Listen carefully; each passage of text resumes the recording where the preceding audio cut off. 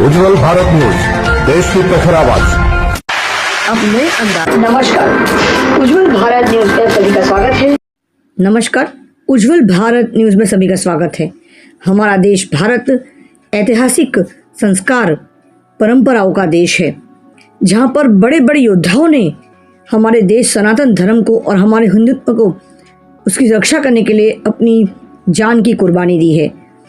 9 मई 1540 वो दिन है जब हमारे देश में महाराणा प्रताप जी ने जन्म लिया था। जी हाँ, 9 मई को वापी में एक ऐतिहासिक पर्व की तरह मनाया गया। महाराणा प्रताप के जन्म उत्सव को वापी के कर्णी सेना भारत के राष्ट्रीय अध्यक्ष और राष्ट्रीय उपाध्यक्ष वीरू सिंह जी और सनी सिंह जी भी वापी के इस पावन धरती पर इस महापर्व के समय पर उन दोनों ने उपस्थिति दी और पूरे वापी शहर को छात्र धर्म क्या होता है, क्षत्रिय क्या होता है, वो एक उत्कृष्ट उदाहरण दिया। सुबह रैली निकाली गई, साथ में महाराणा प्रताप जी के स्मारक के पास सभी कर्णी सेना भारत के सदस्यों ने मिलकर उस स्मारक का सम्मान किया, हार पहनाया और महाराणा प्रताप के उन वीर कीर्तिमान समय को याद किया और वहां पर उपस्थित सारे पदाधिकारी का भी सम्मान किया गया। कर्णी सेना भारत उत्तर प्रदेश में स्थापना हुई और उसके बाद भारत के अलग अलग राज्यों में अपना ताकत, अपनी शक्ति, समाज के प्रति जो विचारधारा है, सकारात्मक विचारधारा, किस प्रकार से परिवर्तन लाया जाए, जो काफ़ी ऐसे बड़े बड़े मुद्दे हैं उन पर भी चर्चा की गई है इस ऐतिहासिक पर्व के शुभ अवसर पर।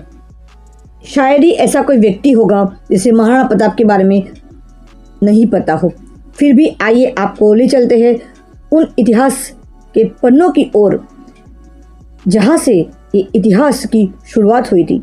महाराणा प्रताप एक महान राजपूत शासक रह चुके हैं, जिन्हें उनकी वीरता और मुगल बादशाह अकबर से डटकर लड़ने के लिए जाना जाता है।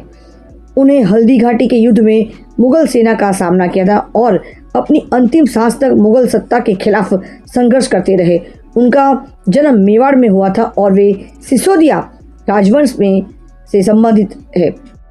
उनका प्रिय घोड़ा चेतक था, जो उनकी ही तरह ही बहादुर और वफादार भी था। उन्होंने अपनी अंतिम सांस तक मुगलों के संघर्ष किए। कहते हैं महाराणा प्रताप एक महान सिर्फ योद्धा ही नहीं थे, एक सनातन धर्म और छात्र धर्म की रक्षा करने वाले एक उत्कृष्ट उदाहरण रह चुके हैं। अपने समय के सबसे ताकतवर शासक मुगल सम्राट अकबर से डटकर लड़े थे। उन्होंने कभी हार नहीं मानी, भले ही उनके पास संसाधनों की कमी रह चुकी है और वे विपरीत परिस्थितियों में भी संघर्ष करते रहे। महाराणा प्रताप का जन्म 9 मई 1540 को मेवाड़ में हुआ था। वे एक महान पराक्रमी थे और युद्ध कौशल से निपुण थे।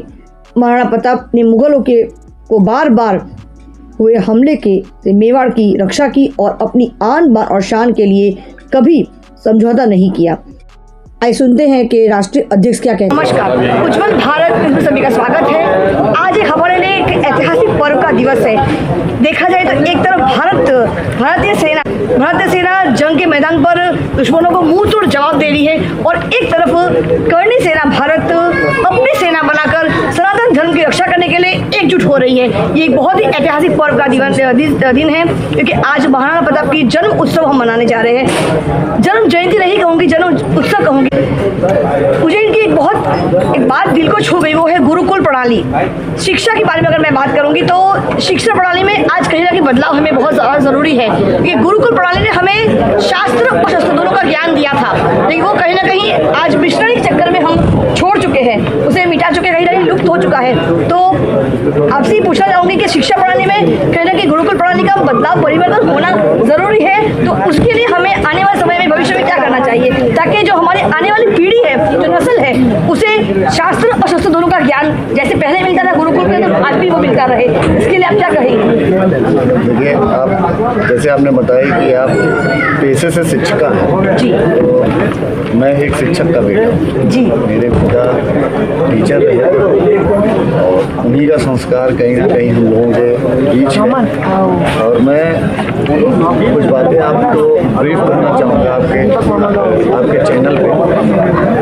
अकेले यूरोप में एक देश है ब्राज़ील, जिसमें तकरीबन 70,000 से ज़्यादा, जी चाहे यूएस हो, चाहे यूके हो, जी चाहे अन्य डेवलपमेंट, जी वो गुरुकुल पे सबसे ज़्यादा PhD थीसिस गीता पे, रामायण, जी पद्धति पे, इसलिए मैं आपको जरूर फोकस करता हूँ। आपने सवाल पूछा तो गुरुकुल पैदा होते हैं लोग इंसान बने, बिल्कुल गुरुकुल भगवान बने। मैं एग्जांपल आपको देना चाहूँगा।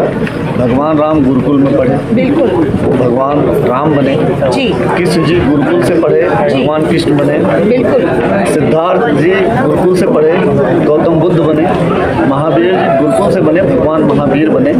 तमाम ऐसे मैं अनगिनत उदाहरण आपको दूंगा, जी क्योंकि इम्पैक्ट क्या है आज के टाइम में, संस्कार का इम्पैक्ट क्या है। संस्कार टीवी से खत्म होकर मोबाइल पे स्विच किया, मोबाइल से स्विच होके हमको लगता है कहीं ना कहीं हमारे कैरेक्टर में जस्टिफाई हो। बिल्कुल बिल्कुल अगर हम अपनी पद्धति, अपनी संस्था में ये नहीं कहते हैं कि आप सब चीज़ों को छोड़ दें, लेकिन जो हमारी पद्धति है, जो हमारे संस्कार है, जैसे हम वापस आ रहे हैं वैदिक युगों में आ रहे हैं, बिल्कुल हम वापस आ रहे हैं मेडिटेशन पे आ रहे हैं, बिल्कुल हम कैंसर का ट्रीटमेंट आयुर्वेद से कर रहे हैं, बिल्कुल हम बहुत चीज़ों पे बैक आ रहे हैं। बिल्कुल तो अब वो समय आ गया है कि शिक्षा प्रणाली को गुरुकुल वो होता था जहाँ पे फ्री ऑफ कास्ट शिक्षा होती थी। बिल्कुल। शिक्षा का विलीनीकरण हो गया है। बिल्कुल जब जहाँ पे हम तो ये कहते हैं शिक्षा आज माफियाओं के अंतर्गत होती है। कुछ ऐसे संस्थान हैं जो शिक्षा के नाम पे, चाहे वो इंजीनियरिंग कॉलेजेस हों, चाहे वो मेडिकल कॉलेज हो, चाहे वो MBA के कॉलेजेस हों, या तमाम ऐसे CBSE ICSE के कॉलेजेस हों, वो केवल और केवल पैसे का दोहन है। संस्कार के नाम पे हमको वहाँ पे केवल और केवल वेस्टर्न संस्कार सिखाया जा रहा है। हम भारतीय परंपरा को मानने वाले, हम सनातन परंपरा को मानने वाले, हम वैदिक धर्म को मानने वाले लोग आज हम कहाँ पे स्टैंड कर रहे हैं। हम तो ये कहते हैं कि सवाल पूछना चाहिए, हम थे क्या, हम हैं क्या और हम होंगे क्या। ये केवल तीनों लोगों का, मैं आपको कहते हैं, ये तीनों कंक्लूजन केवल और केवल गुरुकुल से निकल सकता है। बिल्कुल। एक बात बहुत ज़्यादा आपकी अच्छी लगी मुझे, उसमें से एक जो मुद्दा निकल के आया है, आरक्षण का मुद्दा निकल कर आया है। सैन्य भर्ती में आरक्षण नहीं देखा जाता क्योंकि गोली खानी पड़ती है, तो इस पर जरा आप संक्षेप में चर्चा कीजिए। बहुत बड़ी बात कही है कि सैन्य भर्ती के लिए आरक्षण, बाकी सारे भर्ती के लिए आरक्षण है। जैसे आप वापी में रहते हैं, एक ऐसा जगह जहाँ पे कॉर्पोरेट ऑफिस, जी बिजनेस से बड़े बिजनेस सेटअप यहाँ पे। जी आप कभी दूध की दुकान पे, परचून की दुकान पे जाती हैं, दूध वाला आपसे अपनी जात पूछता है कि मैं दूध दूँ, आप पंडित जी हैं, आप ठाकुर साहब हैं, या वो SC और OBC हैं, वो तो नहीं पूछता। लेकिन दूध अगर 100 रुपये का पैकेट है तो आपको भी 100 रुपये को मिलता है, उनको भी मिलता है। डीजल पेट्रोल भी पेट्रोल पंप पे उनको सेम रेट में मिलता है, हर चीज़ उनको बराबर। लेकिन एजुकेशन में क्यों? बिल्कुल। और मैं सवाल मेरा है कि जब आरक्षण 1950 से 1960 10 साल के लिए आज था ये आरक्षण, बिल्कुल उसके बाद ये था कि कमेटी बनाई जाएगी, बिल्कुल जिसपे एक सर्वे किया जाएगा कि अब आप 10 साल तक आरक्षण ले लियो, अब इस देश से आरक्षण को खत्म किया जाए। बिल्कुल। ये क्लॉज था आरक्षण, जी लेकिन अब उसको एक हथियार की तरीके से इस्तेमाल करना है। जी मैं ये पूछना चाहता हूँ जी कि जो भी आरक्षण के पक्षधर, जी जितने भी OBC के नेता हों, SC समाज के नेता हों, वो जब डॉक्टर एडमिट होते हैं KIMS में या PGI में या बड़े किसी संस्थान में, तो वो आरक्षण वाले डॉक्टर से अपना ट्रीटमेंट नहीं करते। उनको ये कहने का मतलब ये है कि कहेंगे वो सीजर हमारे पेट पे ही छोड़ देंगे आप। जो 90% ला के डॉक्टर बनेगा और जो 50% ला के डॉक्टर बनेगा, उसमें अंतर बहुत ब्रॉड है। और जैसे आप कह रहे थे सेना में, मैं बहुत मांग करता हूँ, आपके भी चैनल के माध्यम से मांग करूँगा, हर जगह आरक्षण दिए तो आप सेना में क्यों नहीं दिए? ये सवाल बनता है ना भाई। अगर आप सेना में आरक्षण नहीं दिए, इसका मतलब सवर्ण केवल गोली खाने के लिए पैदा हुआ है भाई, ठीक है, हम गोली खाने के लिए पैदा हुए हैं, हम गोली खाने के लिए पैदा हुए, आप मलाई और रबड़ी खाने के लिए पैदा हुए हो, तो आरक्षण सेना में भी लागू है। बिल्कुल मेरी मांग है, करणी सेना की मांग है, गोली भी बराबर खानी पड़ेगी, बिल्कुल सेना में जाके शहीद भी बराबर होना है भाई, ठीक है, मूर्तियाँ लगनी चाहिए आपकी भी, उन लोगों के भी समाज की, उनको भी पेट्रोल पंप और गैस एजेंसी मिलनी चाहिए। मैं तो उनके अपग्रेड वर्जन की बात कर रहा हूँ कि आप सेना में शहीद होंगे तो आप शहीद का दर्जा मिलेगा, आपके घर का डेवलपमेंट होगा, आपको लोग जानेंगे। भाई आरक्षण एक बहुत मुद्दा है जी, अस्थायी मुद्दा नहीं है इस देश में, एक बहुत ब्रॉड मुद्दा है। मैं ये कहता हूँ कि आप ब्राह्मण समाज से हैं, यहाँ ब्राह्मण क्षत्रिय तमाम लोग हैं जी, सब 100 रुपए किराया दूसरे से मांग के यहाँ आए, अगर उनको भी आरक्षण का लाभ मिलता तो वो भी कहीं ना कहीं किसी कंपनी में अच्छी नौकरी करते। हमारी पढ़ाई हो, हम ग्रेजुएट और पीजी होके, पोस्ट ग्रेजुएट होके यहाँ पे आके वॉचमैन की नौकरी करते हैं, हमको बड़ी तकलीफ। बिल्कुल मैं ये जस्टिफिकेशन मानता ही नहीं उस देश में कि हमारे एक कौम को, एक कम्युनिटी को जस्टिफाई केवल जात पे कर दिया गया है कि आप फलाने जात के हो तो आप जाओ, आपका कोई पूछने वाला नहीं, तो मैं उसका तो विरोध करूंगा क्योंकि वो मेरे दिल में टीस है, और भगवान ने अगर उस लायक बनाया तो इसकी लड़ाई मजबूत है। बिल्कुल, बहुत हमारे साथ है, बिल्कुल साथ है। बहुत बड़ी और महत्वपूर्ण जो दो मुद्दे पे बात करी है आज इस बहुत बड़े ऐतिहासिक महापर्व महाराणा प्रताप के जन्म उत्सव के साथ हमारे साथ यहाँ के राष्ट्रीय अध्यक्ष और राष्ट्रीय उपाध्यक्ष उपस्थित है। साथ में मैं अनुमति करूंगी हमारे साथ जो प्रवक्ता जी है सुमित प्रताप सिंह राणा जी, आइए कि उनके बिना ये इंटरव्यू कभी पूरा नहीं हो सकता, अधूरा ही रहेगा। तो सुमित जी जो दो मुद्दे इन्होंने उठाए और एक चीज उन्होंने बहुत ही सही कही है कि 4 जो वर्ण है उसमें धर्म से क्षत्रिय धर्म को कहा जाता है। मुझे भी ये बात बहुत दिल को छू गई है। तो आप क्षत्रिय धर्म के लिए, क्योंकि भूदेव है, ब्राह्मण यानी भूदेव कहा जाता है, तो क्षत्रिय धर्म, क्षत्रिय को ही धर्म कहा जाता है, तो इस पे आप क्या कहना चाहते हो? कहा भी जाता है। मैं आपके मीडिया के माध्यम से पहले आपको बहुत धन्यवाद दूंगा कि हर जगह जहाँ भी समाज राष्ट्र झंडे का काम होता है या इस प्रकार के कहीं भी अच्छे प्रोग्राम होते हैं वहाँ मैं देखता हूँ उज्ज्वल आप वहाँ पे सदैव खड़े हैं। देखिए, छात्र धर्म आज है तो सनातन धर्म। बिल्कुल, मेरे पास एक पोस्ट है, मैं आपको भेजूंगा कि जितने भी छात्र धर्म, क्षत्रिय, हम छात्र धर्म का पालन करते हैं, वो इस प्रकार से तलवार लेके खड़े हैं और पीछे सारे सनातन। तो आज हम नहीं होते तो आज बहुत लोग जैसे कि बताते हैं हमारे सब लोग कि तलवार के जोड़ पे सलवार पहन लेते हैं, ठीक है। बाकी मैं सभी लोगों का सम्मान करता हूँ और ऐसा कुछ नहीं है। आज महाराणा प्रताप का जो कार्यक्रम यहाँ पर हुआ, हमारे राष्ट्रीय अध्यक्ष जी उत्तर प्रदेश से चल के आए, हमने हमारी पूरी टीम का हौसला बढ़ाया। मैं उनका बहुत धन्यवाद करता हूँ और आपको मीडिया के माध्यम आप मीडिया बंधु को भी बहुत उज्ज्वल भारत न्यूज़ चैनल में हमारे साथ बहुत ही महत्वपूर्ण व्यक्ति आए उपस्थित है सनी सिंह जी, जो करणी सेना भारत के उपाध्यक्ष है, राष्ट्रीय उपाध्यक्ष है, और आज वो स्वयं हमारे गुजरात की धरती पर आए हैं। आज एक ऐतिहासिक दिन सिर्फ इसलिए नहीं कि महाराणा प्रताप की जन्मोत्सव मनाने जा रहे हैं। एक तरफ भारतीय सेना जो भारत को रक्षा कर रही है, भारत के हर व्यक्ति का रक्षा कर रही है, और एक तरफ हमारे सनातन धर्म की रक्षा करने के लिए करणी सेना भारत अब एकजुट हो रही है। एक तरफ भारत की हर सेना एकजुट हो रही है और एक तरफ करणी सेना का हर सदस्य, हर कार्यकर्ता एकजुट होकर सनातन धर्म की रक्षा करने जा रहे हैं। तो आइए पूछते हैं उपाध्यक्ष जी से, सनी सिंह जी से, कि करणी सेना भारत राजनीति के युग में, राजनीतिक स्तर पर क्या और काम करने वाली है, क्या राजनीति में उतरेगी?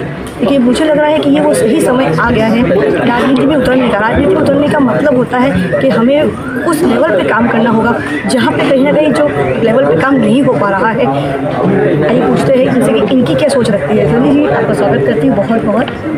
सनी जी, क्या करणी सेना भारत राजनीति में उतरना चाहती है? देखिए, राजनीति उतरेगी नहीं, राजनीति बदलने का बिल्कुल परिवर्तन लाएगी। वही राज करेगा जो धर्म के साथ है, जो राष्ट्र के साथ है, जो सर्व समाज के साथ है। ऐसा कोई जैसे पीडीए है, पीडीए केवल जो है जाति की राजनीति करते हैं, आपस में हम भाइयों को लड़ा रही है और उसके बाद अपना राजनीतिक फायदा उठाने के लिए, अपने सत्ता को हासिल करने के लिए। लेकिन हम उसको सपोर्ट करेंगे जो सर्व समाज की बात करेगा, जो सबको साथ लेकर चलेगा, जो अपने धर्म को, सबसे जरूरी नहीं, जो अपना जिस देश का जो अपने धर्म को भूल जाता है उसको वो अपना अस्तित्व समाप्त कर लेता है। जो राष्ट्र अपने अपने धर्म को जारी कर देता है, उस राष्ट्र का अस्तित्व समाप्त हो जाता है। तो करणी सेना का उद्देश्य यही है कि हम अपने राष्ट्र अपने धर्म को साथ लेकर चलेंगे और उन ऐसे राजनीतिक व्यक्ति जो मतलब कि जिनके लिए हमारे, अब देखिए कुछ देर पहले अभी आपने सुना होगा राम दुश्मन के बारे में, हमारे महाराणा सांगा को उन्होंने गद्दार बोला और उनकी पार्टी उसका सपोर्ट कर रही है, उनको बचा रही है। तो आज ऐसे गद्दारों से लड़ने के लिए करणी सेना की आवश्यकता है, ऐसे लोगों से लड़ने की आवश्यकता है।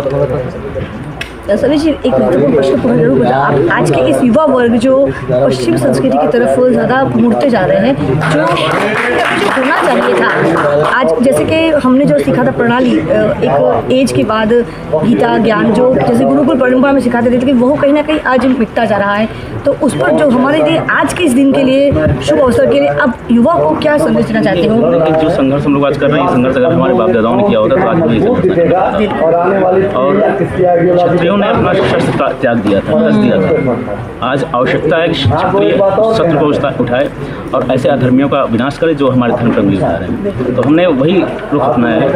हम संविधान को मानते हैं, ऐसा संविधान को बिल्कुल नहीं मानते जो हमारे सम्मान और स्वाभिमान की रक्षा न कर सके। जो सम्मान अब यह है कि अब हम उस संविधान को बिल्कुल एक्सेप्ट नहीं करेंगे जो हमारे महापुरुषों के स्वाभिमान से समझा करे, जो हमारे महाराणा सांगा, महाराणा प्रताप जैसे मतलब कि जो राष्ट्र गौरव हैं हमारे, उनके सम्मान को ठेस पहुँचाने वाले।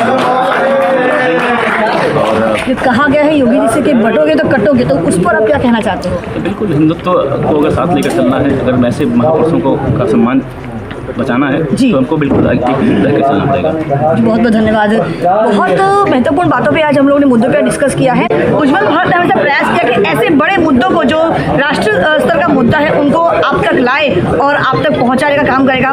तो बने रहिए उज्ज्वल भारत न्यूज़ के चैनल के साथ बने रहिए। चैनल को लाइक करें, शेयर करें, सब्सक्राइब जरूर करें, क्योंकि आपका साथ ही हमारा विकास है। सबका विकास, सबका विश्वास, अंत में सबका प्रयास। उज्ज्वल भारत न्यूज़ प्रखर आवाज, मुख्य संपादक सीमा भट्टाचार्य। इस ऐतिहासिक महाराणा प्रताप के जन्म उत्सव के महापर्व से वापस से धन्यवाद, नमस्कार। भारत माता की जय, जय हिंद, जय जय गरवी गुजरात, वंदे मातरम। धन्यवाद, नमस्कार। Thanks for watching UB News. Like and comment, and don't forget to subscribe for latest updates. Subscribe our channel.